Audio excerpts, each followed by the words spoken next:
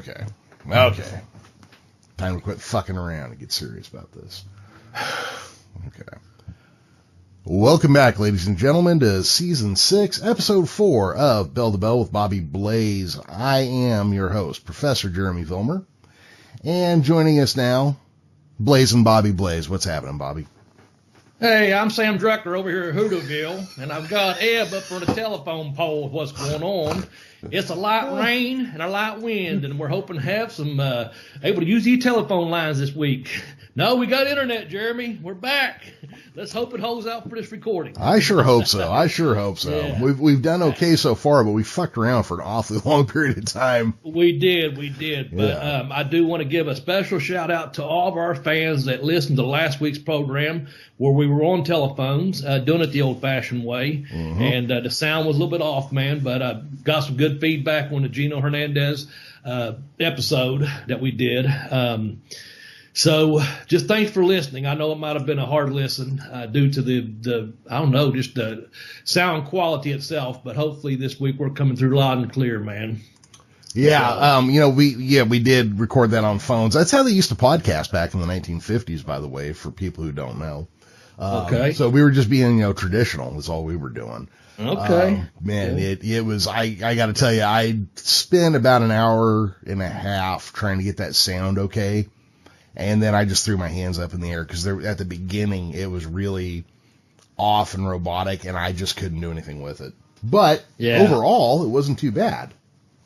Yeah, I had it on my headphones, my earbuds. I was listening through it for like the first maybe 5 or 10 minutes, and I knew I was going to listen to it regardless. But where I was at, the gym, I was on a bike for like 5 minutes. It started getting packed. I started freaking out, seeing people wearing no mask and stuff. And I got out of the fucking gym.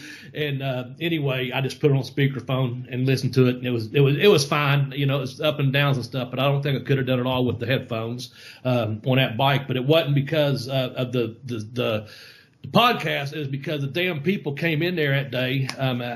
For whatever reason, it was more than usual, and I started freaking out, and I said, you know what, I'm not going to be around this. I got a mask on, man, So I got the hell out of there and haven't been back since. I've been going for my daily walks. Speaking of which, I got to give a special shout-out to my man Larry. Larry, the lawnmower man, my main man out there. He saw me walking the other day and gave me a holler. He was just finishing lunch, and I was getting ready to go to lunch, but our times crossed in a way that we got to spend about 30 minutes together, and he really put over the podcast and said, tell the professor hello, and he even said, he didn't have anything bad to say about the Gino podcast, sound quality or anything. He really just a big fan of ours, and downloads it every Tuesday morning like most of you do, and we appreciate that. So, Larry, thanks for the walk and talk the other day. Yes, we did social distance, and we both looked at each other for left and said we both would have gave each other a handshake under different circumstances. And so even before this thing started getting out of hand, I was telling people on Twitter, like, hey, if you see me, I'll just bow to you. I didn't want to go around shaking hands anyway in the wintertime and all that. I've just been sick myself, And I was like, fuck. But hopefully, Jeremy, people are wearing their face mask and social distancing. And hopefully, some things are going to change real soon. I guess, what am I thinking of? The shot, the fucking pen. Anyways, I think it's going to be available December 11th. They fast-tracked this. What's the word I'm looking for? Vaccine. Vaccine, thank you. And I think they're going with, as they should, the frontline workers first. And hopefully, we'll see. Maybe, I'm not blaming anything on a specific year, but it's been a tough one so far. But we're already into heading towards the end of November now. So let's just hope for good things, man. Yeah, this, what do they say? They have 3 companies are going to be applying. One has already applied for emergency release of a vaccine. I think all 3 of them are talking about the initial release being like 20 million. And we've got 350 million-ish people in this country. So it's going to take a while to get it around to everybody. Yeah. So, yeah. But in the meantime, I hope everyone, hopefully we just get a fucking thing under control. That's all. Yeah. I got to tell you, I'm not going to say where I work or anything because I don't want this to be a personal thing. But yeah, we had a guy come in. We just opened our doors for the first time since March, but I put signs up, only 2 at a time, and I put down markers on the floor that are 6 feet away from each other. We got plexiglass up, and we have a company rule. You can't leave your desk without a mask on, and you can't go to somebody else's desk without somebody comes to your desk, you put your mask on too. Yeah. So, we got a thing, like, you don't walk in the building without a mask. Like, I get there, I open up, I put a mask on before I go in. Yeah. So, we're pretty strict about it. Okay, so we just opened the doors. First guy, the very first one who comes in, the lady I work with tells me, hey, you have to have a mask to be in here. And he says, well, what if I just go outside? She says, I can just give you a mask because we have disposables. And he's like, I'm not wearing a mask. Dude, you are not striking a blow for freedom. Okay. You are the guy in the bathhouse who knows he shouldn't be there and is still going anyways. I mean, that's who you are. You are a fucking disease carrier and spreader, and you don't care. That's all you are. You are not the fucking Minutemen. And I'm weirded out by this obsession with, well, it's politically correct, so I'm not going to do it. You're not being conservative. You're just being anti-liberal. That's all you're doing. Yeah, I know we had some different rules go into effect on Friday at 5. Gym is supposed to be like capacity of 30%, and everyone must wear a face mask. But before that, the gym I was going to ride the bike and do the kettlebell, you were supposed to put your mask on when you're walking around, but not while exercising. I never figured that out. But like I said, Tuesday morning, for some odd reason, I went at maybe a half an hour difference or whatever. There was more people there than usual. And I thought, this is strange. And then most of them did not have masks on. There are a couple like myself that do wear them even while working out. And you got to realize I do a minimum of stuff just due to injury. My knee, I'm trying to rehab it, little things like that. So it's not like I'm in there huffing and puffing, but it does make a difference, but not enough for me to bitch about or to try to get sick about. But as of Friday, I guess those went into effect, and I'm not going down to the gym this week to check out whether people are wearing fucking masks or not because I don't care. I'm just going to go for my fucking daily walk and do what I can here at the house, Jeremy. Yeah. Because I try to social distance when I go to the store. I go through a couple drive-throughs, and other than that, I try to just, stay to myself, man. Because this is crazy out there right now. I see people. Oh. And some basic shopping. You there? And you? Yeah, my sound dropped out for a second, but that's okay. Yeah. We're there. No, I was just saying I saw 2 people. They were running their card through the scanner, and as a man, it's probably his daughter. And apparently his card didn't go through. I'm just sitting there playing lottery, getting my tickets, and they're kind of making a scene. I guess his card got rejected. And then she goes, let me use mine. I didn't know it was together. And she steps up there, and they're both there with no mask on, and they're holding up everyone at the front of the store. Yeah. And I saw the look on a couple of the cashiers that I know and stuff, and I was like, hurry up those tickets. I got to get out of here, I couldn't make her do the machine any faster, but I was just getting my lottery, I just I didn't want to spend 5 minutes in here, Yeah. But both they obviously lived in the, they were together. Like I said, it's probably a father-daughter, probably been in the same household, and then around who knows who in the store. And like I said, they had groceries in 2 different buggies, and no mask. And I'm like, what the fuck? And you're causing all this chaos at the front, yelling at each other about why your card won't go through. Like, geez. Yeah. And see, just stuff like that, Well, yeah. So we know this disease spreads because of droplets in your, breath, basically, and it hangs in the air forever. So make sure you yell as much as you can while your face is uncovered. Yeah. Dude, they were about a shopping buggy apart, okay? Because he had already had his stuff in the bag. Then it would have been him getting ready to pay, and then her shopping cart, then her. And then she's stepping up there trying to get her card to scan. And they're not yelling out loud, but they're talking pretty fucking loud at each other because he's pissed off his card wasn't scanned. And I don't know if it was an EBT or a credit card or what it was. I'm just saying. And apparently he didn't have I don't know if he didn't put the right number in or didn't have money in his account or whatever happened. I got my lottery, got the fuck out, but I thought, man, that was about 5 more minutes of time I wanted to spend in there than I spent. Yeah, that's, It's, yeah. I don't know. I'm ready for this shit to be over with, though. Yeah, me too, man. That's where I'm at. I've again, I've been locked in my either work or my apartment for 9 months now.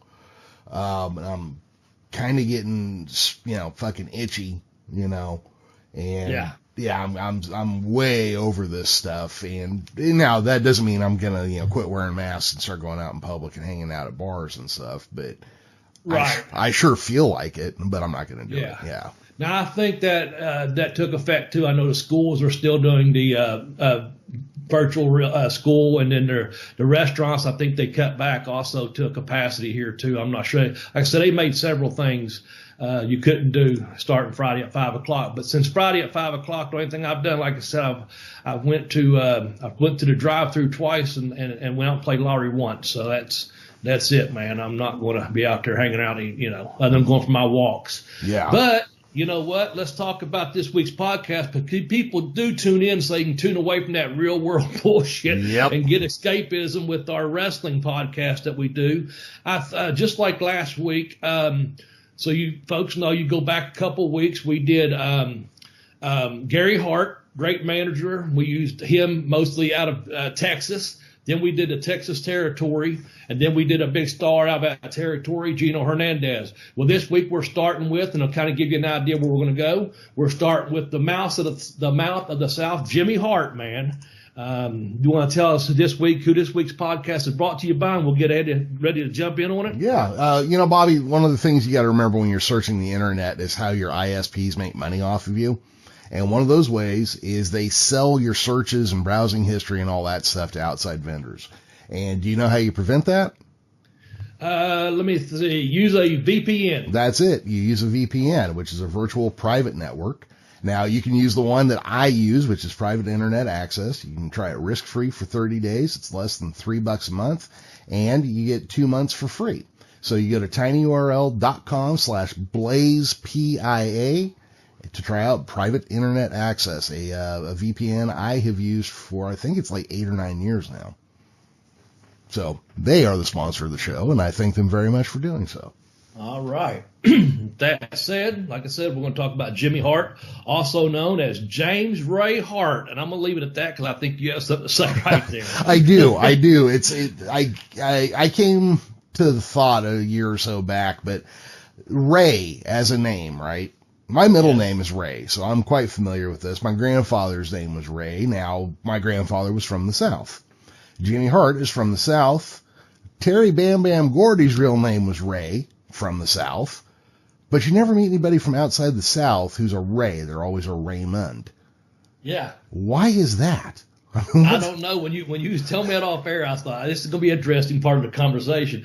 I think you're right, man. I don't have an exact answer, but I know there's a lot of, like I said, Rays and Lees over here in the South, man. Yeah. For middle names and for, first name as well. But you hear the Ray from up east. I never knew the name Ray. It was always Raymond, short for Raymond. That's it. Yeah. So that's why when I meet people named Ray, I'm always curious. I ask them, is that the full name or is your name Raymond?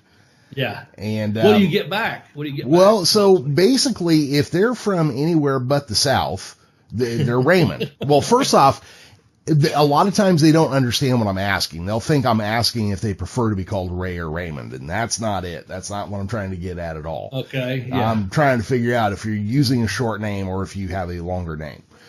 But if they have even a slightly discernible Southern accent of some kind, it's always Ray. Okay.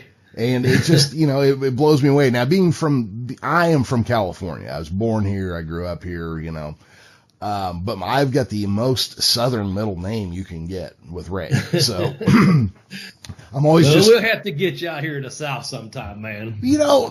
After all is said and done, we'll have to get you over here somewhere. Kentucky's not really the South. No, that's what I'm saying. Hold on. I don't know if I want you to come to Ashland or not, because you won't be impressed. I'm just saying, it's just a small town on the West Virginia, Ohio border of Kentucky here in the tri-state. But what we need to do is get us somewhere in the South, like, get over here to the Southeast United States where we can go somewhere like a Knoxville or Atlanta or somewhere, Birmingham or somewhere. Go to a big wrestling show or convention down in the Carolinas. Go down to Carolinas, man, to Charlotte or somewhere. What I was getting at, somewhere in the South. Kentucky, we're like right where I'm at. You can go like an hour and a half, 2 hours, and you start getting more southern. I'm more in the northeastern part of the state. So it's southern, but not as southern as the lower portion of our state. Yeah. So you're welcome to come to Ashland, but I think we're better off do some traveling, like I said, down through the Carolinas or somewhere like that, and get some real southern hospitality. Yeah, I think I'm going to leave some money squirreled away for when this shit's over. Then we'll pick a date or a weekend or something, and we'll fucking head down to a show or something. That'll be fun. I know we had talked about doing Cauliflower Alley, but that all kind of fell apart. Yeah. Vegas, there's 3 places people ask me about wrestling in the U.S., and I haven't been to them, and one of them was Vegas, and I would really like to go. I've never been to Vegas. Denver, Colorado, and Phoenix, Arizona. And I'd finish up the loop before I got on those shows. I don't know why. It's just the way things worked out, and I didn't press to get booked there either, to fly in or fly out of. I went to Salt Lake City and L.A. and San Bernardino and, some of the other places on the West Coast. But I would have liked to went to Denver, like I said, and Vegas and Phoenix, but didn't get to go those way. But maybe one day, as things over, we'll meet in Vegas, maybe do the Cauliflower Alley if that thing works out for us. If not, hell, just get out there and meet a couple of escorts or something. Yeah. I don't know. I might put $1 in a slot machine. That's it. Yeah, I don't have as much fun gambling as I used to. When you make a lot more money, you can throw away a couple $100 without it hurting. Nowadays, I just get sick to my stomach at the thought. Yeah. No, all right. That's it, man. Let's go on Jimmy James Ray Hart. All right, so Jimmy Hart was born in 1943, best known as a professional wrestling manager, but Bobby, he had a career before that. Yes, he did, man. He was in a band that had a top 10 hit. You want me to start right there? Yeah, or what? Let's start right there. Number 10, his music, man, the Gentrys. So he was a member of the rock band, the Gentrys. I think they were known as the Gents, and someone said they don't think that would go, so they become the Gentrys. They were best known for a top 1965 top 5 Billboard hot hit, "Keep On Dancing." So that's just that was I think he started in music too, right out of high school. I think he graduated 58 or 59 and was already in that band, had been in that band obviously about 5 or 6 years at that point. Yeah. But he was involved in music, and I know he stayed involved in music throughout his life pretty much too. Well, and he's still alive and still doing it. Yes. Yeah. Yes. Let me see here. So it looked like he had always been involved with music, Yes. in school and coming out. He got involved with that band. Now, the thing that I was looking at, and I was trying to figure out how it all fit together, and we'll dive in a little bit deeper. Apparently, Jerry Lawler used him for vocals on some band that he had or something, is how they met. Yeah, I think they went to school together. I'm not sure what the whole deal was, but I know Lawler used them on a couple of things, and this they hit it off. I think he was doing some recordings at the radio station himself. I'm not sure exactly how that went. Yeah. But they were hanging around a lot, and Lawler got him into the wrestling and becoming a wrestling manager because the way he could talk. Yeah. Well, and that's let's go ahead and we'll move on to number 9. We're going to be pretty loose this week, guys. We're getting ready for the holidays. We're just going to talk and have fun here. But the Mouth of the South is the name that he is probably best associated with. I believe that was given to him by Vince McMahon. Yep. For having a loose lip speaking style, and also Vince McMahon hates everything Southern. The other thing, I forgot this, and I know we're not going to dwell on a whole lot here. He used the Colonel gimmick there in WWF for a while too. I'd forgotten that. He used that Colonel gimmick when he was doing the Honky Tonk Man, I guess, around that time. But I had forgotten that because I always just, that's like you put down there. It's one cool moniker, man. Or I put down there. I'm not sure. But the Mouth of the South, man. Everyone at one point or another, if you talk about a manager. And you said Jimmy Hart, they said, the Mouth of the South, Yep. So you maybe hear Mouth of the South before you heard Jimmy Hart, And let me say this, he's a sweetheart of a guy. I got a couple of stories, but I'm going to tell them kind of appropriately where they fit in at, like if it's in Memphis or if it's in WCW or wherever, indie scene or what have you. So I got a couple of stories I want to mention about that. And I think that might be number 8. Am I not mistaken? I believe so. And yeah, as far as you saying he's a sweetheart of a guy, I have never heard a bad story about him. Yeah. I have never heard about him fucking anybody or sticking somebody with a check or nothing. So I'm going to talk a little bit about that in WCW. But back in the Memphis days here, Memphis territory, they did. I'm going to get this a little bit off. Maybe I hope I get it right. If someone knows, just correct me there. I drew a blank when I was coming up with this. So Saturday mornings you had to do TV in Memphis, and then I think you went to Nashville that evening. Sunday was usually a spot show. Monday was Memphis. Tuesday was Louisville. Evansville was on a Wednesday. I think there was spot shows on Thursday, and then Friday you headed back towards Nashville. I'm not sure. Or Memphis, I'm not sure. Anyway, on Thursdays, where it was a spot show, they started. I went down to Louisville at the Garden to see them or anything. Memphis did come to my hometown when they were really on fire. They only came one time and just packed this place out, man. It was really. They come to National Guard Army and they was turning people away in about 78 or so. But I went to Lexington, Kentucky, because they started doing Lexington on a Thursday. I think it was one Thursday once a month, every couple of months like that, they would do the Rupp Arena, and they'd block off half of it. They wasn't getting 23,000, 5 like the basketball team does, but they were getting a shitload of, fans down there, 4,000 or 5,000 fans, pretty easy. And in '83, I got to go there and see. They brought in the San Diego Chicken, and so I didn't know this until I went back and looked up some other footage, but I guess Jimmy Hart had. So he was managing Jesse the Body Ventura, who he was going to bring in, and Lawler was bringing in the San Diego Chicken. So I'm not sure exactly how this led up to it, but apparently Jimmy Hart had to wear the chicken outfit around for a couple of weeks on the loop. Now I just caught bits and pieces of that off of YouTube, but what I know is when I went to Louisville, the deal was he was going to manage a really good crowd. He was going to manage Jesse the Body Ventura against Jerry Lawler in the main event. But the Lawler had brought in the San Diego Chicken. I know he'd been in Memphis the night before, and I don't know if he'd done, or I'm sorry, not Memphis the night before. He'd been in Memphis on that Monday, and I guess he went to Louisville and Evansville. I'm not sure, but I know for sure he was in Lexington on that Thursday. So I know he was in town for Memphis and Lexington, at least those shows, and I would imagine those other two. So anyway, Lawler had the San Diego Chicken out there, and he's going to manage them. And if Lawler wins, I don't know. I can't remember what I said. Lawler said what the stipulation was. Basically, the Chicken come out. They play some music over the loudspeakers, and the Chicken had this wrestling routine. He wrestled like a stuffed chicken, not a huge life size, but a pretty good size, another chicken, and he beat the stuffing out of it, of course. And then of course they had the match. So that was some good entertainment there, blah blah. But the stipulation on this match was if Lawler won, the San Diego Chicken got 5 minutes with Jimmy Hart. That's what it was. So I was trying to think of how that match went. I thought about this all week, really, because as best I remember, Jimmy Hart, I don't think, was in the chicken costume that particular night. I'm not sure. But anyway, I do know that at the end of the match, they got 5 minutes because Lawler went over, of course. And I wanted to see Jesse the Body Ventura because he was over. And again, this is early in his career. He just been in AWA, just big, strong, still in his prime, beef-looking guy.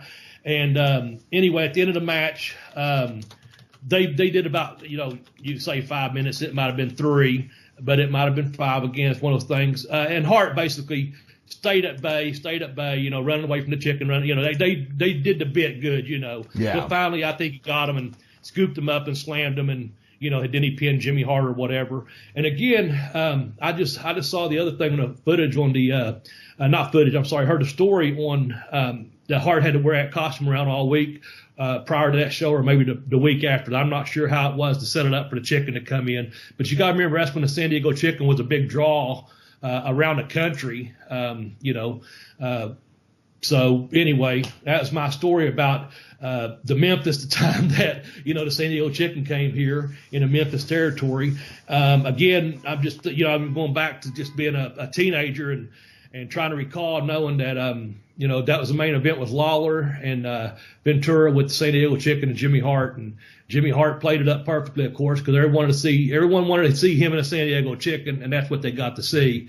And it wasn't, it wasn't, of course, much. It wasn't a 5-star wrestling match. It was just what it was, Yeah, yeah. And he got it over, man. It was really great. It was fun. It was fun for a college kid to get to go down there and watch it. It was fun, Yeah, well, that's being a wrestling fan, kind of a lost art. I mean, because they don't really use managers now. But was that when somebody finally get to put a beating on the manager? That was always like that was fire. I remember. Yeah, I'm not sure how they built it up with. I know it was Lawler and Hart would always bring in some win, which we'll go to in a second. But I'm not sure how they brought in the San Diego chicken. You know what I'm saying? They must have done a chicken match on TV or something. I don't know the stipulation, Professor, as to why they brought in the sports gimmick, you know what I'm saying? Yeah. But there was a build up to it, is what I was getting at. They use managers. Go ahead. Oh no, I was just I was thinking about that, and then Greg Gagne trying to get Bobby Heenan into that weasel suit for that year, and finally. Oh yeah. Just all that kind of stuff, with the mascot suits, and finally somebody gets their hands on Jimmy Hart or Bobby Heenan or whoever, and right. That was, just kind of a lost piece of storytelling. It kind of goes back to that. Promoters and bookers really used to know how to get an audience worked into a lather, and they could push an audience in a direction, like you got 9 guys in the ring, and okay, so-and-so is going to have to put his title on the line against one of these people.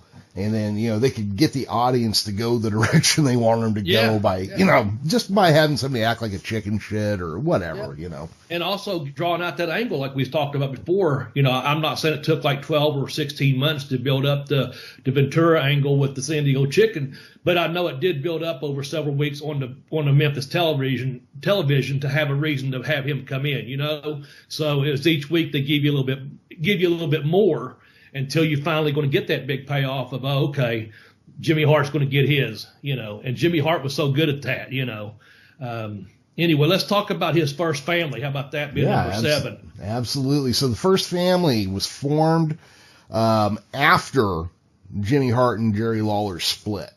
And, true fashion, when you got a heroic character, you have to have a stable of bad guys who are trying to take him down. And a lot of people went through the first family with Jimmy Hart.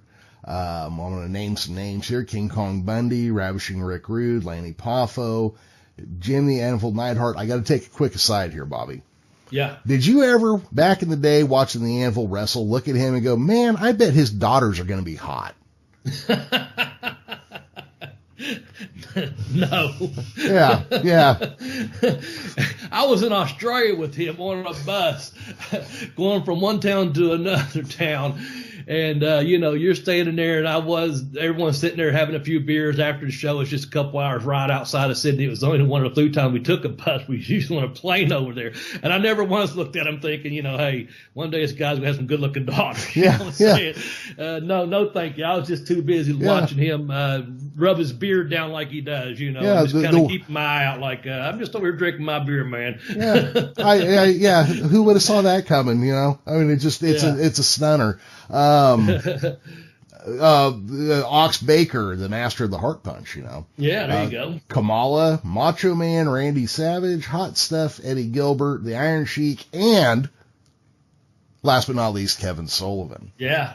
Yeah, and there's been others coming and going too. There were several, first families early on in that Memphis territory. At one point, wasn't Bobby Eaton and a couple other guys there, come under his.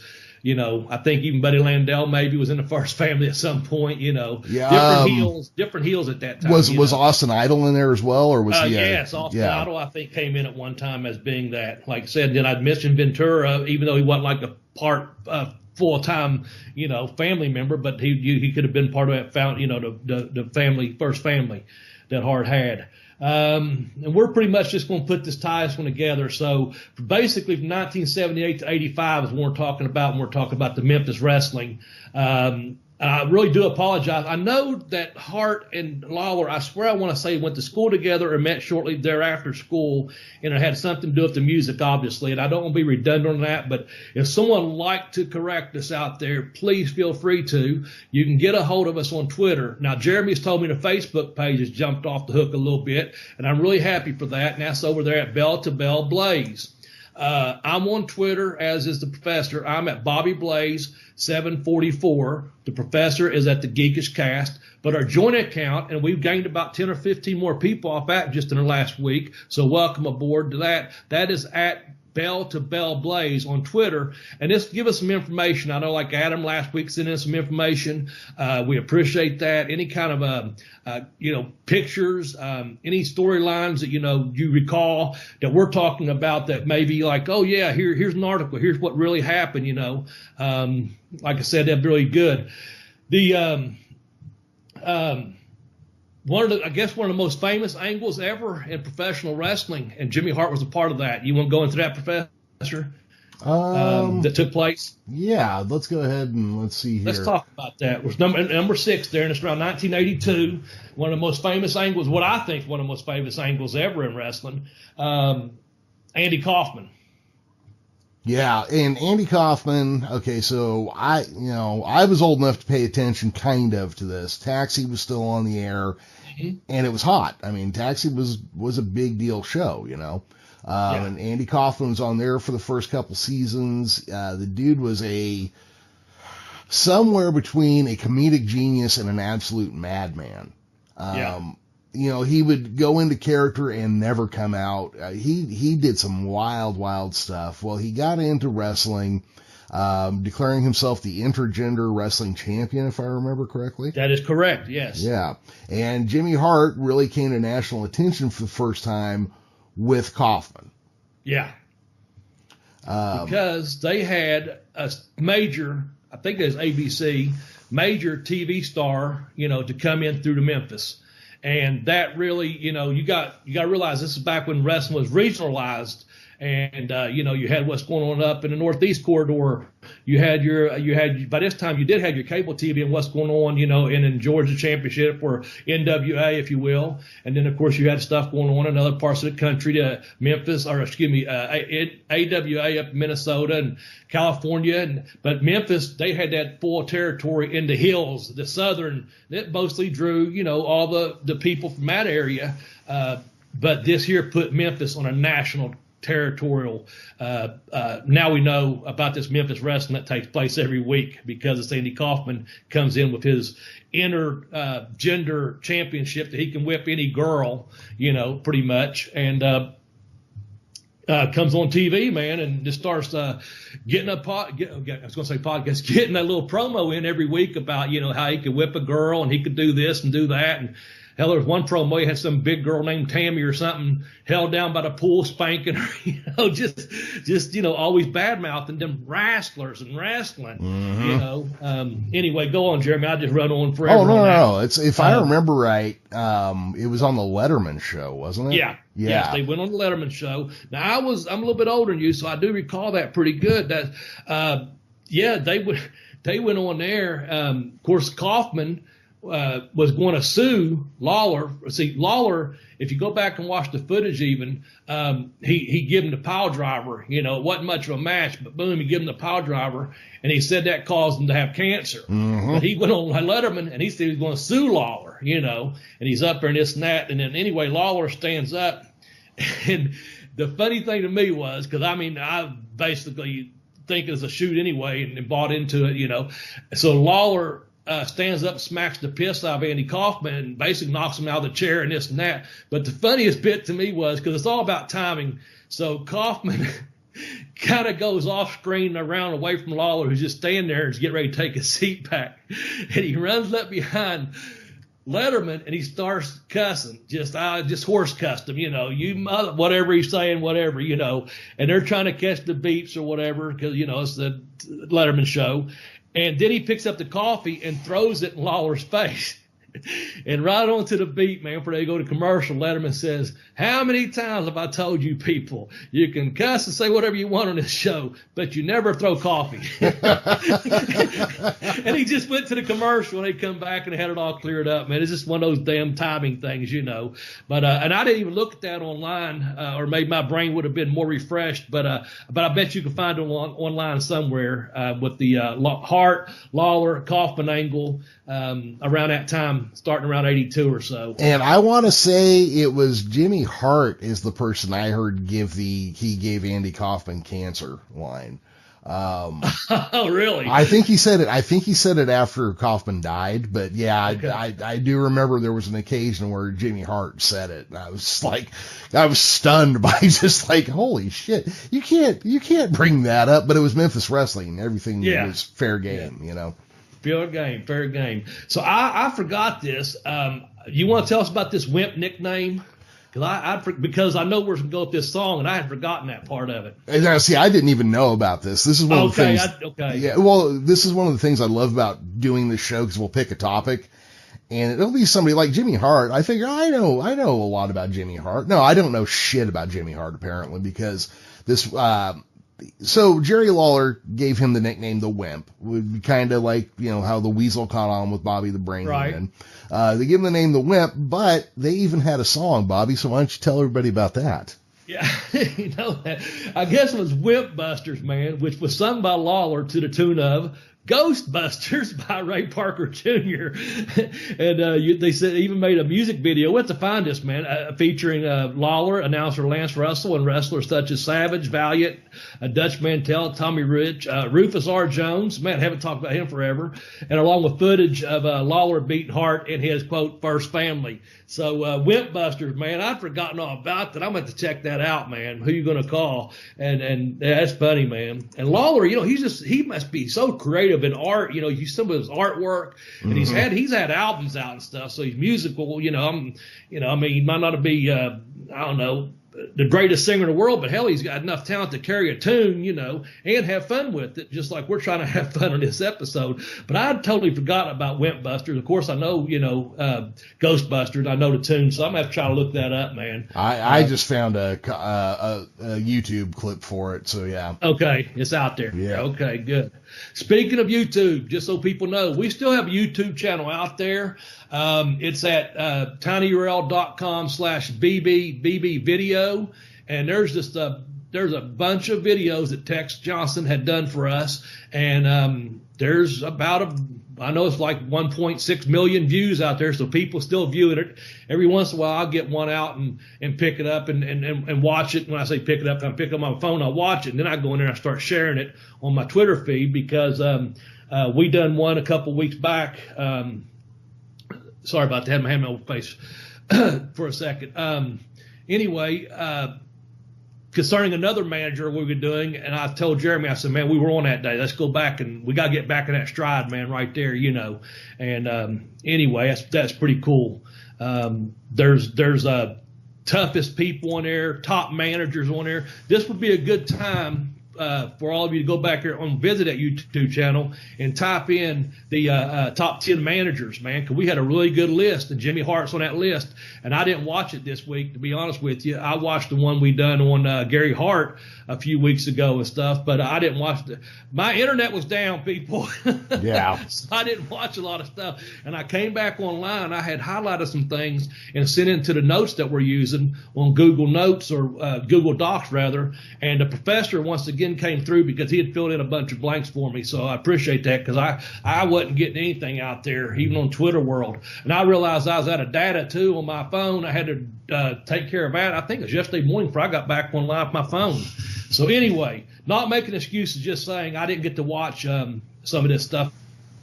Does that pretty much take us up to 1985 to 1983 with the WWE, being number 5 now, I think. 1985 to 1983.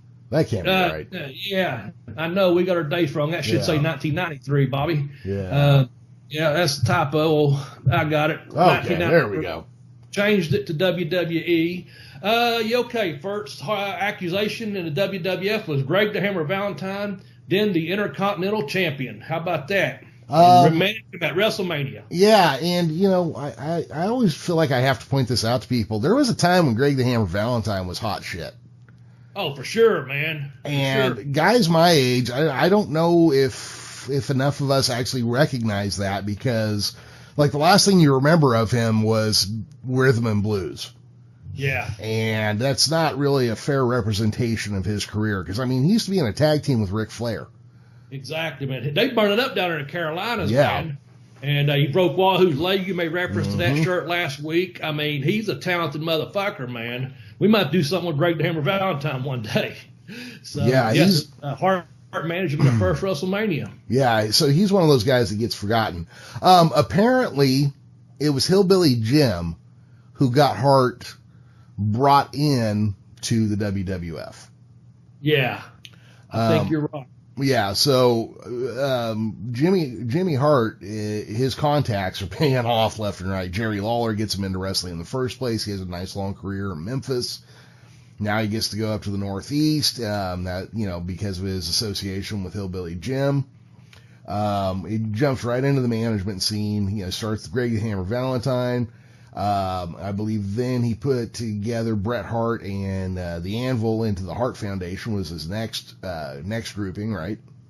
Yeah, well, he had the Funks in there too. Oh yeah, Funks there. Funks was a little bit before that. I think he had the Funks in '85, if I'm not mistaken. He had Terry and Hoss Funk was Dory Funk Jr. of course, and they had a kayfabe brother, Jimmy Jack Funk. I never understood that, because it just, I don't know, just the way WWF does their business. But I do know that a couple things there. I was just telling my brother this the other day, because I told him we was doing Jimmy Hart. Terry Funk was, I don't think it was during this time, but Funk had went back for another run up there in the Northeast. And we was talking about the Briscoes, is why it came up.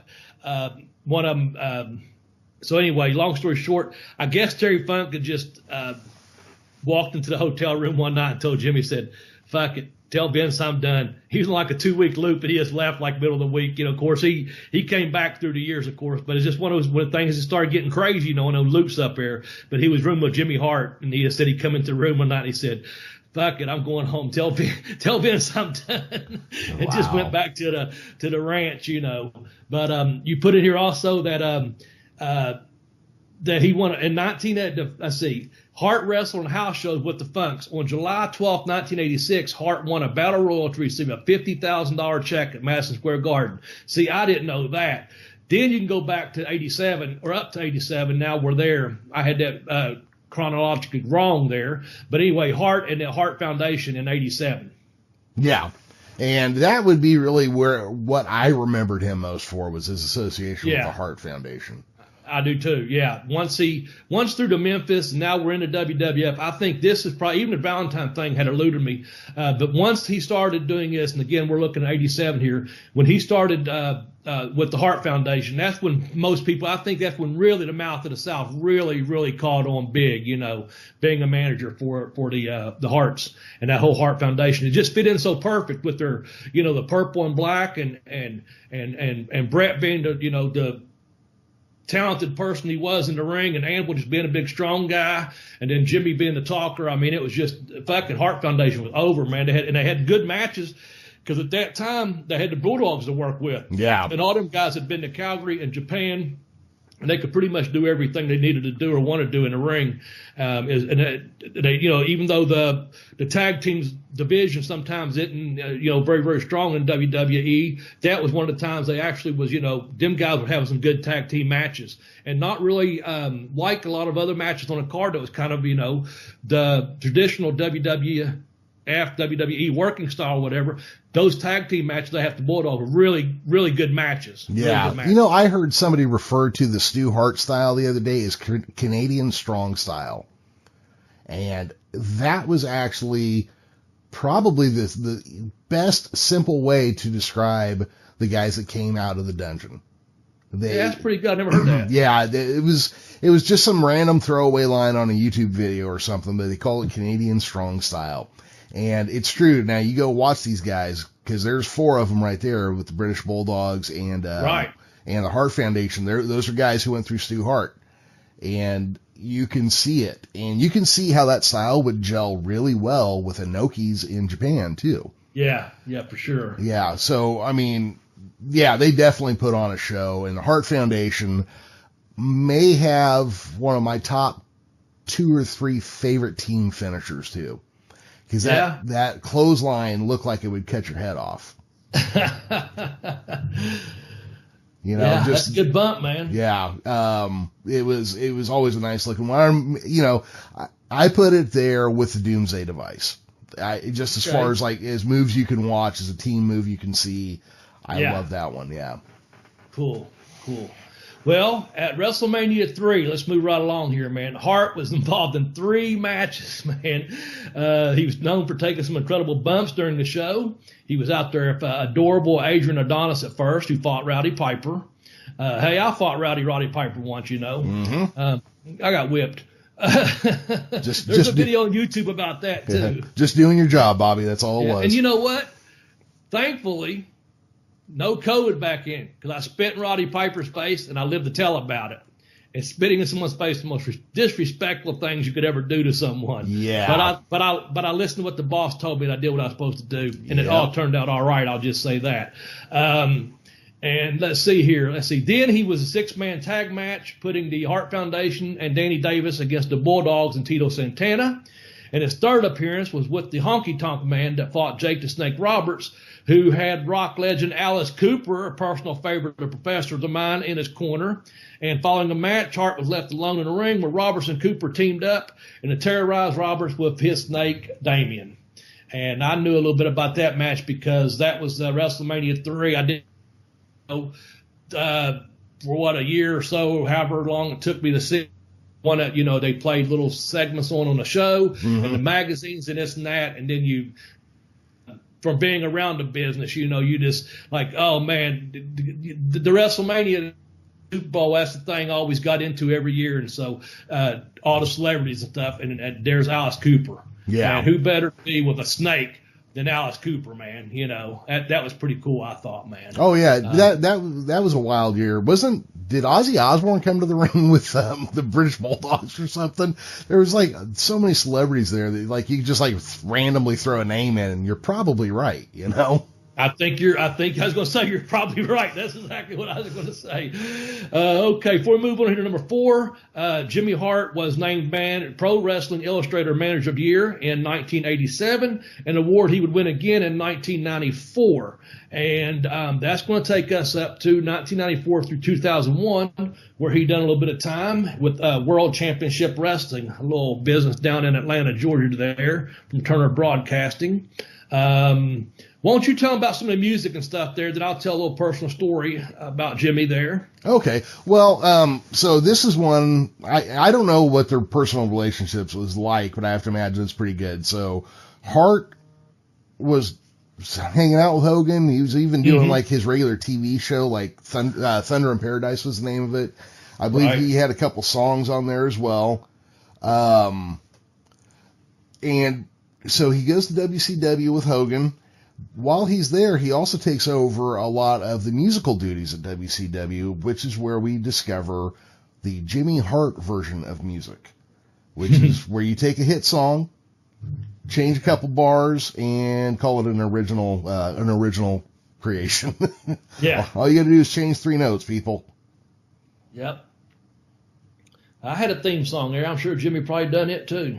Oh, as soon as I was going to ask you about that, and I wanted to save it for now. Okay. Do you remember your theme song there at all? I mean, does it stand out to you in any way, or is it just it's done in production and therefore you don't care? Somewhat.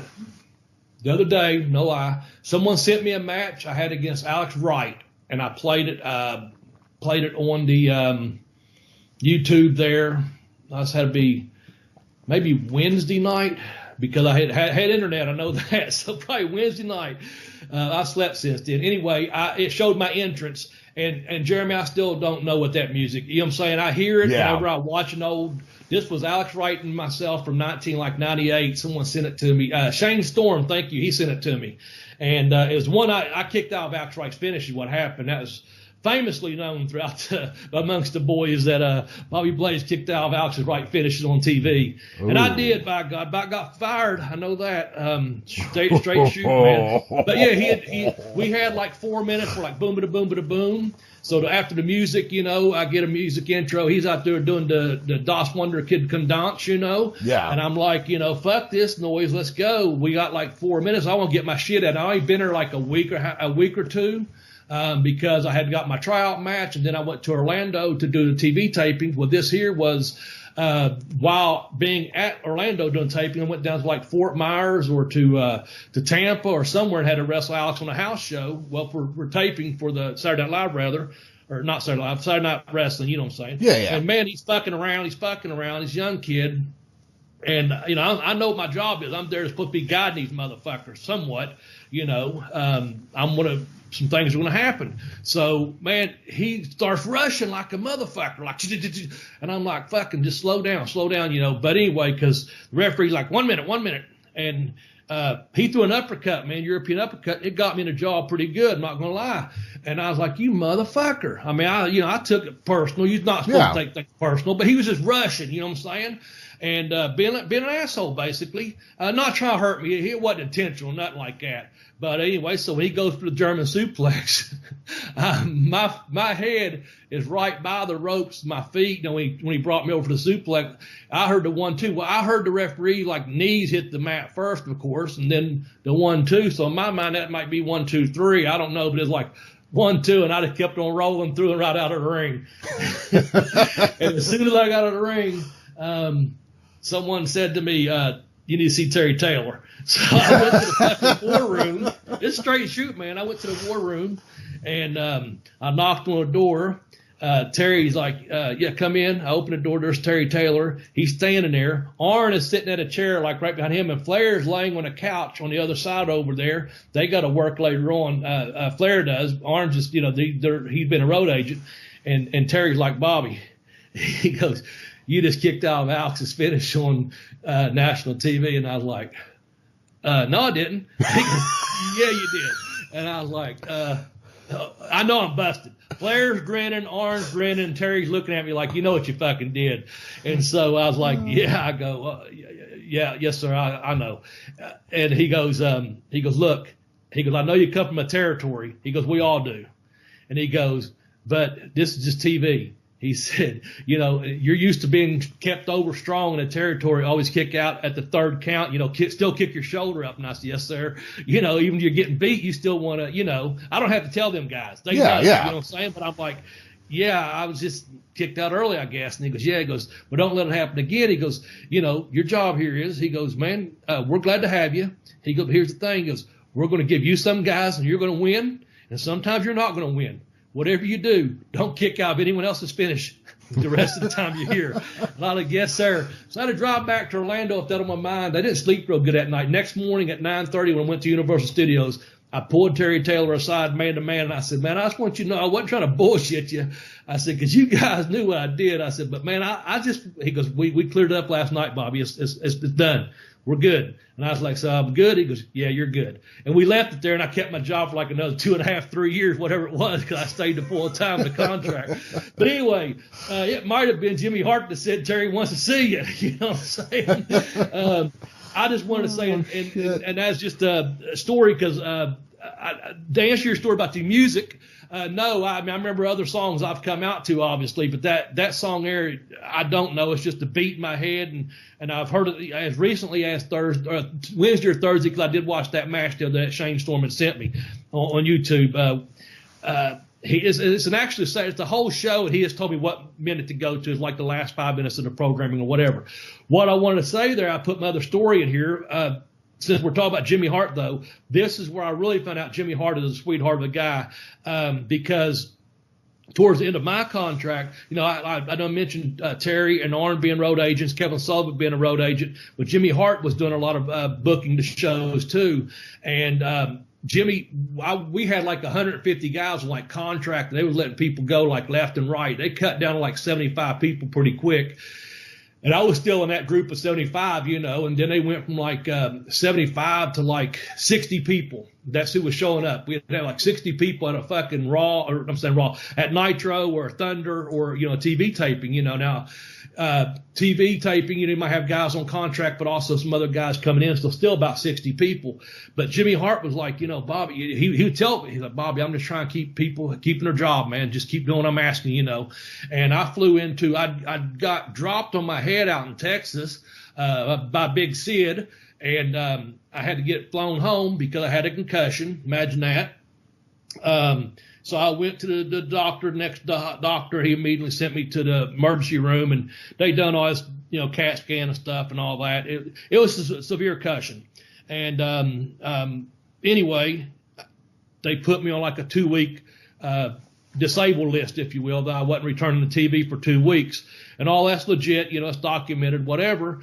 Well, I was anxious to get back on the road because, I liked wrestling. I loved wrestling, And so, the headaches went away, the all that stuff, concussion ran its course, if you will.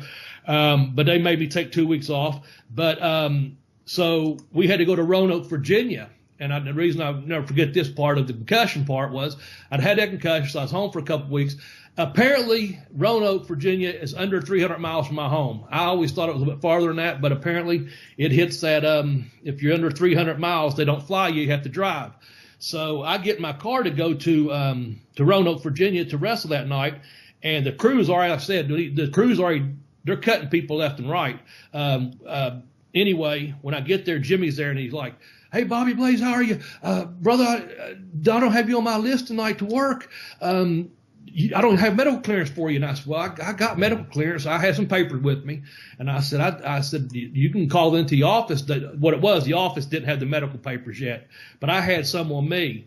And it's just where we was on the road, they didn't fax them out to Roanoke, they faxed them down to Atlanta, Yeah. So that day, there was really bad storms, windy as can be, power lines were out everywhere, planes were delayed. It was a crazy day. But Jimmy Hart was like, "Bobby, just stay here and help me, man. Just stay in here and help me a little bit." He said, "Let's make sure we got enough matches. We get the boys put together." He said, I can't have you in the ring. I don't have your clearance." And I said, "No, Jimmy, that's good." And he said, "Do me a favor, just stay until we know we got all the matches covered, and in case I need you to do something." And I said, "Yes, sir." So I stayed till the house show started, and then I started heading back home. It was so windy, I had to pull over and get a hotel room on the way home. But it was just one of those things where Jimmy was always looking out for the boys. Like you said, you never heard anything bad about him. He was always a peacekeeper, Yeah. And but he said, and he told me more than once, he goes, "Bobby, I'm just trying to keep you guys with a job, man." He goes, "When I ask you to do something on TV, just do it." Because he was booking at that time, and just that's my WCW story with him, because he's such a sweetheart of a guy, and he was straight up like, "Hey, this is where I got you at. This is what I need you doing." It was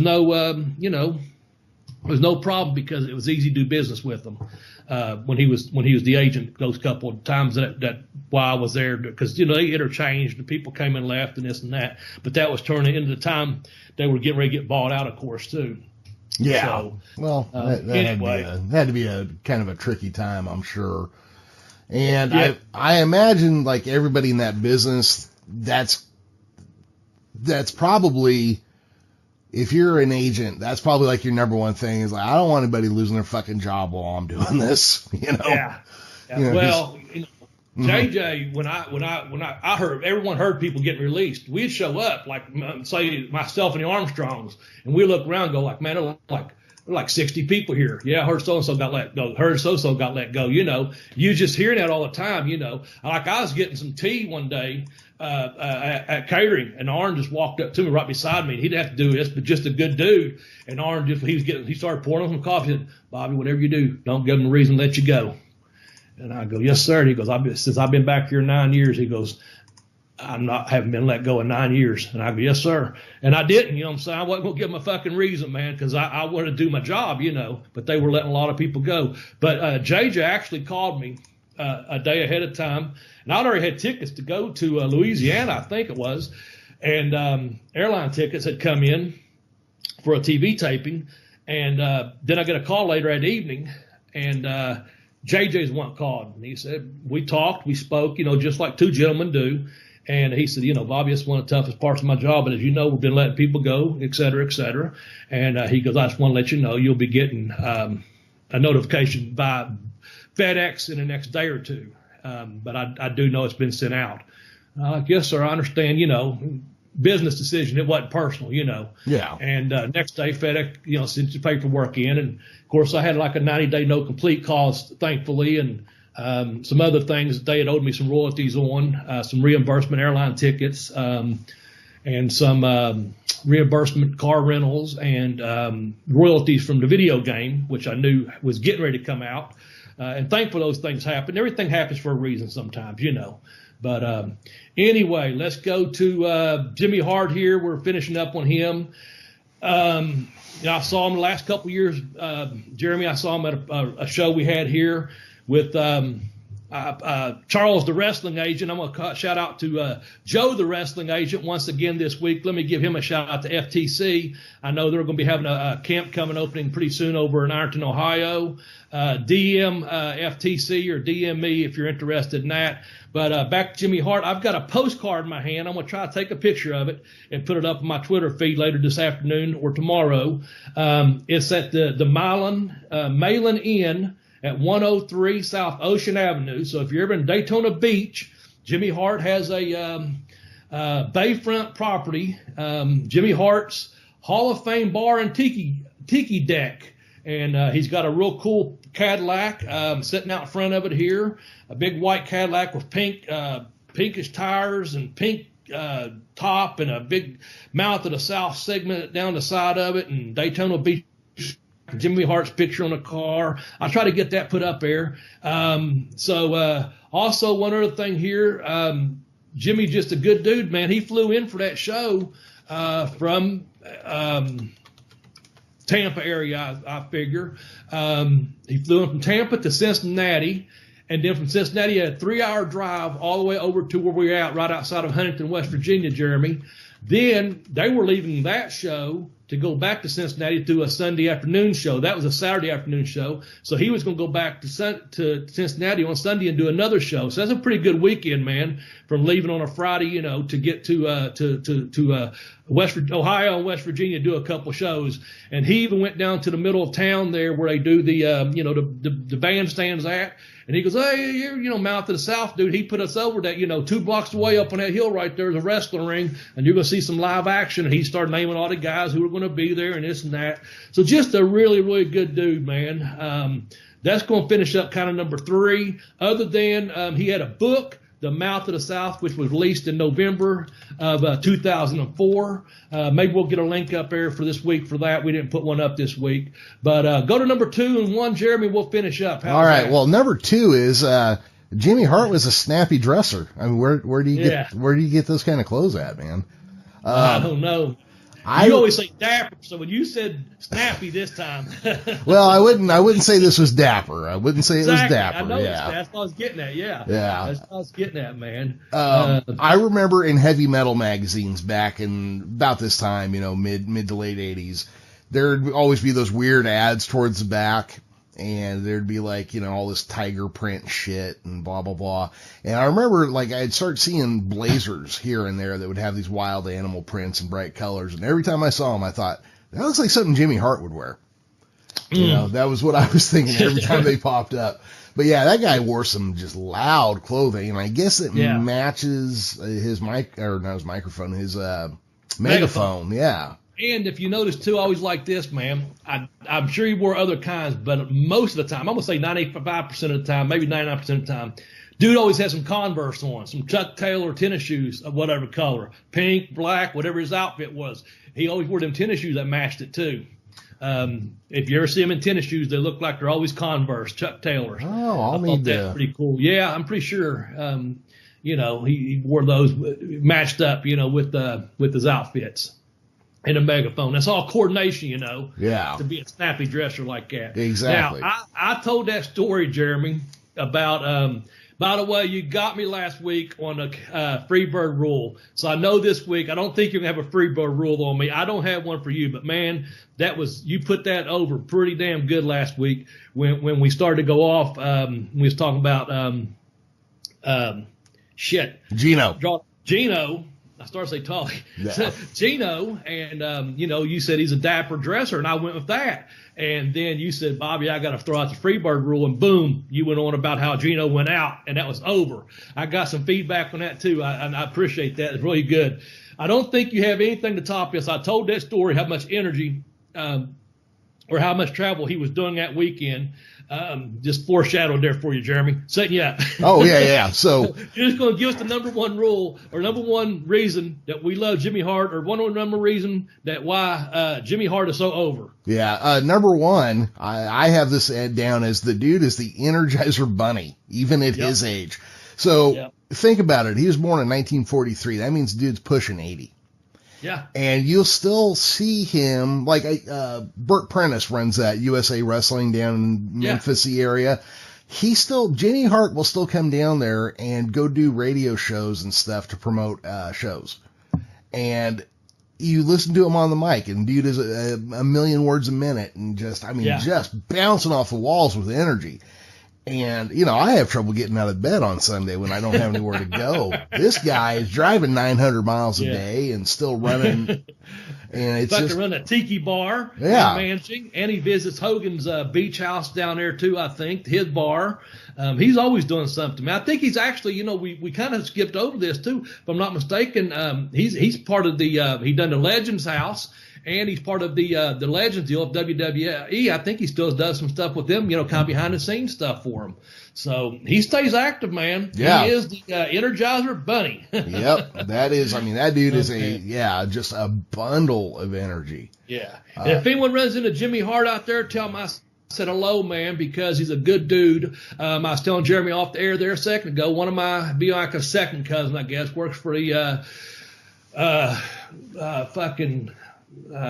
train, can't think of the name of it, CSX, and he goes down through Florida some of his runs, and he stops by Hogan's bar and grill or whatever's there, Hogan's beachfront, whatever it's called, and he had actually taken a picture with Jimmy Hart a couple years ago and sent it to me and stuff like that. And Jimmy said, I remember Bobby, And like I said, I just saw him a couple years ago myself. And I always appreciate when someone, not that you need a name drop, because you can say, well, Bobby who? And they say, that's right.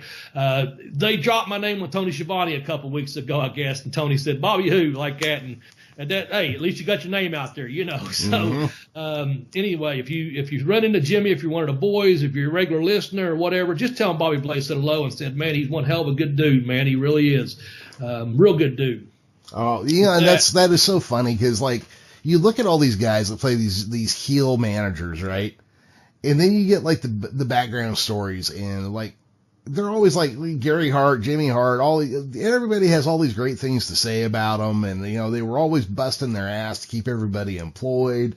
And he was, man. Yeah. I just, it's always funny because, like, when you have to realize that the guy you saw as the bad guy this whole time ain't that bad a guy. It's one of those things that's hard to put together in your head, And in each part of his career, everything we've talked about here, hell, he went around for a few weeks in a chicken outfit to do those towns, to get that gimmick over, to running around with the megaphone all those years, to everything he's done. It's like he's put his heart and soul into that business, and it's paid back for him dividends that everyone pretty much knows who Jimmy, the Mouth of the South, Hart is. You know what I'm saying? So it's just, and it's also good to hear, like you even said, you had never heard anything bad about the guy either, and as you know, we don't come on our podcast and shit on a lot of people, or we have some fun with stuff, but when someone rightfully so deserves to be said, he's just a sweetheart of a guy.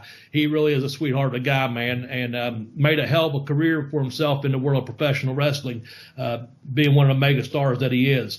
I know we got to finish up this podcast, Jeremy. So. Well, I've got a question of the week for everybody. And we did get, Adam chimed in on Facebook with last week's questions. He went with, He doesn't think Gino Hernandez is still alive, so he's not buying that rumor. He doesn't think that Gino's death was accidental. And he also thinks that Gino would have been a bad member of the Four Horsemen because he and Flair were too much alike. Good perspective there. Yeah, I like that. So this week's different than what we had. Exactly. So this week's question is, when you saw Jimmy Hart come to the ring with Hulk Hogan, did you ever buy that he wasn't going to turn on Hulk Hogan? Because I remember the first time, I hadn't watched wrestling in a few years. I turned on WCW one day, and I see Jimmy Hart coming to the ring with Hogan or in an interview with Hogan. I'm like, how long's that gonna last? I think they did a parade in like Disney World or something together when he signed them over to WCW. I'm going to say you had to see that fucking coming. Yeah. From a mile away. Jimmy Hart leading Hogan, at least in mainstream, even though WWF, whatever, pretty much broke kayfabe all over the place, there was still people that believed. And so if you believe that Jimmy Hart signs Hulk Hogan and is bringing him to WCW to be, their big superstar, megastar, that Hart is not going to turn on them. I must say you had to be able to see that coming. Ray Charles could see that coming. Yeah, I was going to say, I don't know. I mean, I'd just like to hear from somebody who didn't, somebody who genuinely went like, oh yeah, Jimmy Hart totally seems like a good manager for Hulk Hogan. Yeah, let's hear that side. You had a good perspective, completely different than Jeremy myself about, why do I keep wanting to say Tully? Gino, thank you. So your perspective was different than that. So anyone else out there, again, just get a hold of us. Let us know what you think. Did you not see Jimmy Hart? That's the question, right? Jimmy Hart not turning on Hulk Hogan when he brought him to WCW. Hit us up at Bobby Blaze 744, the Geekish Cast for Jeremy, or the Bell to Bell Blaze for the joint account on Twitter. So anyway. And with that being said, Bobby, I think we are just about done. Yes. We gave our mask talk at the beginning, so we won't say that again. Yeah. We want you about the mask. So. I was going to say, so we are going into the holidays. We have been back for 5 months now, I think. Okay. And we have not missed an episode in that amount of time. But we are headed into the holidays, so who knows what's going to happen. There may be a bumpy thing or two along the way. We do have a planned out series of episodes, and it's our every intention to still be there every Tuesday morning. But I just want to say it is the holidays coming up, and things get kind of goofy. And I know Bobby and I both go through seasonal depression during this time of year. Not to bust our gimmicks on anybody. So that's no secret. No secret. We should be there. Bobby, I'm just kind of trying to prep for anything that could go wrong, but I'm looking forward to being there every Tuesday morning. So for Tex Johnson, myself, Professor Jeremy Vilmur, and Bobby Blaze, bye-bye, everybody.